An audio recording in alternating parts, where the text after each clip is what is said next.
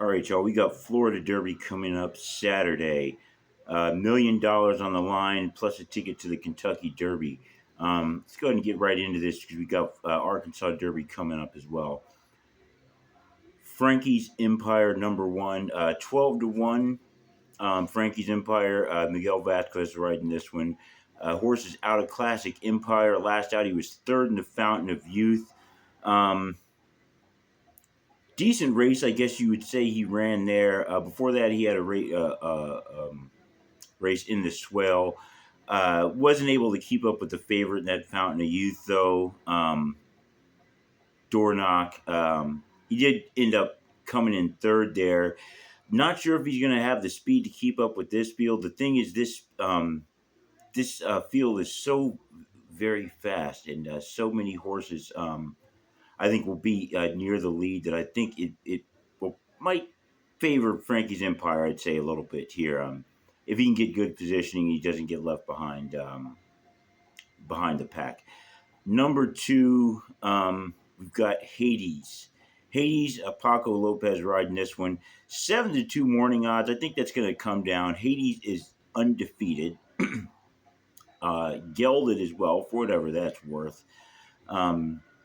Last out was a win in the Holy Bowl. He got a win over Breeders' Cup Juvenile champion, also running in this race. Fierceness. So Hades got that win. That Holy Bowl was a really slow race, though. The opening half was 50 seconds. I'm pretty sure they're not going to go that slow in this one. So I think he's going to face a lot more trouble trying to be able to hold that off. It's going to be a much faster pace, I think, than that 50 seconds he was able to get away with in the Holy Bowl. And I think it's really going to force them to get the most out of this horse. We'll see if he's got enough to get through. I think it, like I said, it will be a much tougher trip. I think that he had in the Holy Bowl Stakes. #3, we've got Bail Us Out. This horse is probably owned by the Banksters. 15-1 on this one. They did save enough money though to hire Todd Pletcher, and Irad Ortiz Jr. Is going to be riding him. Long shot. If you want to take Irad Ortiz Jr., if you're getting anywhere near 15-1s, maybe it's worth just doing that. Now, the horse doesn't necessarily belong in this race, but it's horses like this that make races like this tough to pick. He has last out artificial breaking his maiden a 141 at a mile and 1/16, so a good time, but on a different surface, and it's in a maiden race. Plus, the jockey's never ridden him before. His brother was riding him, Jose Ortiz. Jose Ortiz will be riding the #9 in this one, Conquest Warrior, a much more highly touted horse. So they bring in the brother over here and bail us out. So we'll see if he can get something done. It's always hard to pick these horses that are switching surfaces and changing distances and have all these jockey changes and everything else to go with it. But this one's one you might want to take. Started by looking at Lucky, so he's got a smart strike on that side. Mother on his father on his mother's side. Giants Causeway, Stormcat horse, old school horse. So a little speed, a little distance in there. We'll see if Bail Us Out can make that translate over to the dirt. We'll see. They got to run the race. #4, Grand Mo the First, 15-1 in the morning odds on this one as well. Emicio Jaramillo, or as we would say in Tennessee, Emicio Jaramillo, will be riding this one out of Uncle Mo. Another somewhat interesting horse. Started out on the turf, came back. He had third in the Zuma Beach, third in the Swale, and then last he was third in the Tampa Bay Derby. Do you want to stick him in an exotic and play him in third? I don't know. Maybe. I think he might be a bit outclassed for this one. But being that I don't think he's going to be on the lead, it's probably going to fare well for a horse like this because I think some of these front runners are going to end up running out of gas. I think the pace is going to get to him. Number 5, Real Macho, son of Mucho Macho Man. 20-1 in the morning odds. Javier Castellano, they've got riding this horse. Another one that jockey that you may be interested in taking if you want to get some odds there. Horse isn't completely out of it, I'd say. Had a fourth in the Fountain of Youth. Had a win before that at a mile and optional claimer 137. So the horse has shown he's got a little bit of speed. We'll see if he can make it translate over to this distance. Mother's father's curling, so to go along with that Mucho Macho Man, he's probably got enough to run a decent time breeding wise. Hasn't done it yet, but it's the first time Castellano's riding him. So Castellano's the kind of guy that can hop on a horse and make him a little bit better. So we will see if it translates over to Real Macho. Number 6, Le Dom Bro. 15-1 in the morning odds is this one as well. Another Mucho Macho Man horse. He's going to be saddled up next to his brother coming out of the gate. Edwin Gonzalez riding him. Interesting story I heard with the trainer here. This Anil Cordero, 20-year-old trainer trying to get his horse into the Kentucky Derby. Albini, he was second in the Fountain of Youth, second in the Swale. Got blown away in the Remsen ninth, but he might be able to get his horse there. And I'm sure being at 20 years old, he'll say, this horse training thing is easy. I don't know what's wrong with the rest of these idiots that can't get a horse into the Kentucky Derby. I did it when I was 20. And then his horse will probably get blown away, and he'll learn that, it's not quite so easy. But, hey, I'm rooting for the kid. We'll see if we can get him in there. Don't know if this horse would necessarily be able to get the win here, but he's shown he's got some heart. Got a couple seconds here. Showed heart in that Fountain of Youth. So if he hangs in there, he can come up with some more points, and he could end up in the Kentucky Derby, I think. Number 7, Catalytic. Another one I think is a little bit interesting here. 20-1, Julian Leperot riding this one. A Safi Joseph horse. He trained White Obario, who won this race as well, went on to win the Breeders' Cup Classic. Horse is out of Catalina's Corner, so a little different on the breeding here. Union Rags, as Catalina's Corner's mother's father, was Distorted Humor. Now, this horse has 2 races. Run first and run second. First, broke the maiden right out the box. Second race was second place by 3/4 of a length and an optional claimer at 6 furlongs and 109. So the horse has shown it's got some speed. Can the horse go the distance? Who knows? It's usually not a good idea to go with a horse that's never gone this kind of distance. It's not just stepping up from 6.5 furlongs to 6 furlongs to going up to a mile or even mile and 1/16. Going a full 9 furlongs in this one. It might be a bit much for this horse. The horse has the breeding to be able to do it, though, technically speaking. So this might be the kind of race you might just want to go with a long shot or two and see if that happens, because it's another horse that's got a possibility as a long shot of putting it together. Number 8, Seminole Chief. 30-1 morning odds on Joel Rosario. Don't know if that's going to stick, but once again, long odds on a top jockey. Horse coming off an optional claimer with a win. Mile and 1/16, 141, artificial surface. He was running on, so once again, that got that, But, he's got some experience. 9th in the Withers. I guess you call it experience in a big race, even though he got destroyed. Winning $300,000 stakes before that, got a win.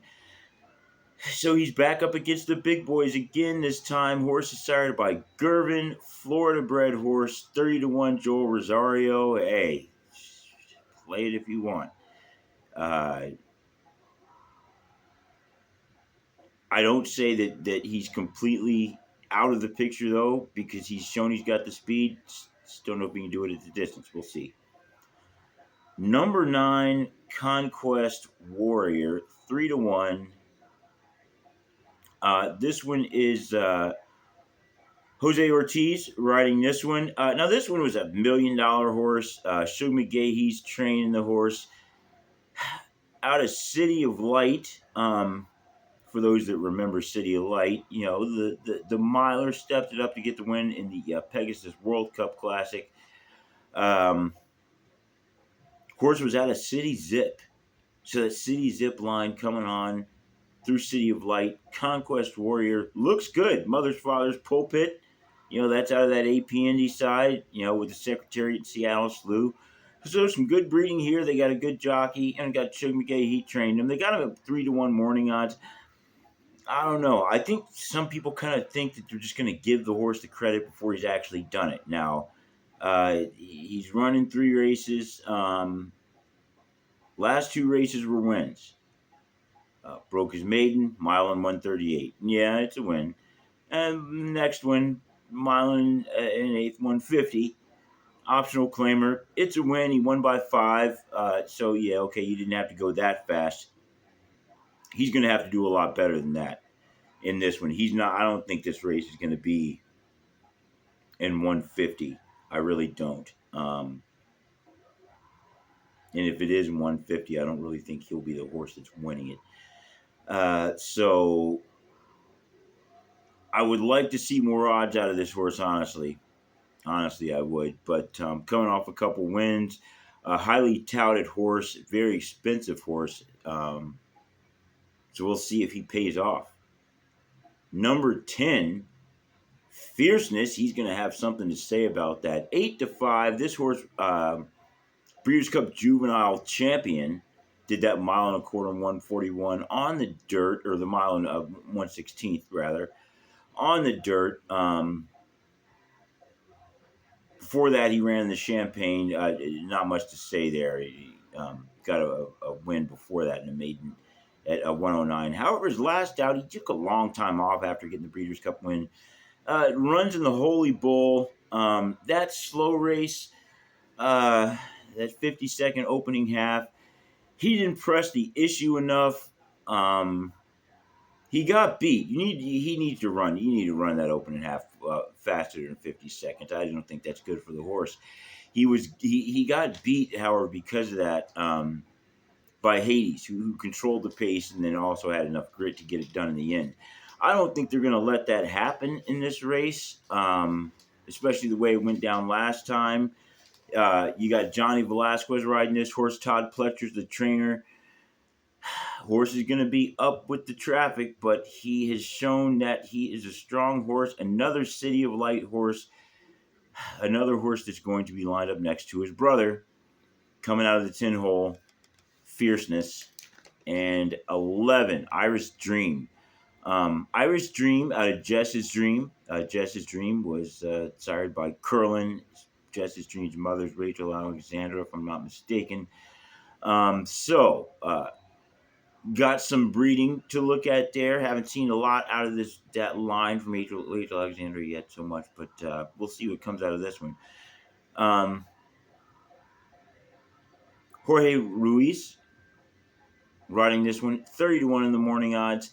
Florida bred. I don't know about this one. I think this horse might be a bit outclassed. However, last out a win, mile and 1/16th on the turf, 140. So you could look and say, oh, it's fastest horse in the race. Different surface, yes. That makes the horse playable if you want to play long shots. This is such a highly touted race. Any of these horses, I think, could win because it's going to be so many horses riding near the front, in my opinion. That it's going to open it up for the horses coming off the back. I do think Hades will get the lead. I think he's going to have to go much faster than 50 seconds in that opening half. I'm looking at 47, maybe even a 46, probably 47, 111. I don't think they're going to press him too hard, but I think these other horses will be in there coming after it. When it comes down to it and they get going, I'm going with the Pletcher Velasquez again. with Fierceness. Fierceness as the favorite, 8-5, and we'll see how that works out. I think Hades may come down, and Hades may actually be the favorite, or Conquest Warrior. That kind of horse, $1 million horse, has people making $1 million people type bets on it. And so I wouldn't be surprised me if someone comes and puts a large chunk of money on Conquest Warrior. Makes Conquest Warrior the favorite either. I'm still sticking with Fierceness though. I think he's ran it. That was just wasn't his race running that slow in the Holy Bull. I think he's going to come back. Johnny V's a pro. He's going to realize what happened, and I think he's not going to let it happen the same way, at least this time. I do have Hades hanging on for second place. Strong horse, but I think he's going to get. I think he's going to get beat just by the fact he's facing a much well, along with the competition, he's going to face a faster pace. I did not see a 50-second opening half in this any kind of way. Third place, I'm going with the 9, Conquest Warrior. Big money horse, big money jockey, decent money trainer. But I don't know if it's going to work out for Conquest Warrior in this one. I think the competition is going to be a bit too much and probably be a bit too crowded for him. He hasn't faced enough horses yet, and let alone with this kind of pace and along with the talent and the traffic. So I'm not gonna go with Conquest Warrior just yet, even though I do think down the line we will see this horse doing something big at some time. I just don't see it in this one. And then fourth place, I'm going with the 1. I think that Frankie's Empire, Miguel Vasquez, gets him in and getting familiar with the track. Couple races here, got to win here. I think he's going to run well. Think he's going to be outmatched, but I got Frankie's Empire in there running fourth. So there we have it. I am taking. I'm taking Fierceness. Fierceness, Pletcher Velasquez with the win in the Florida Derby. As always, give me your picks in the comments section and keep an eye out. I will be posting a video on the Arkansas Derby, which is coming up as well later on the same day.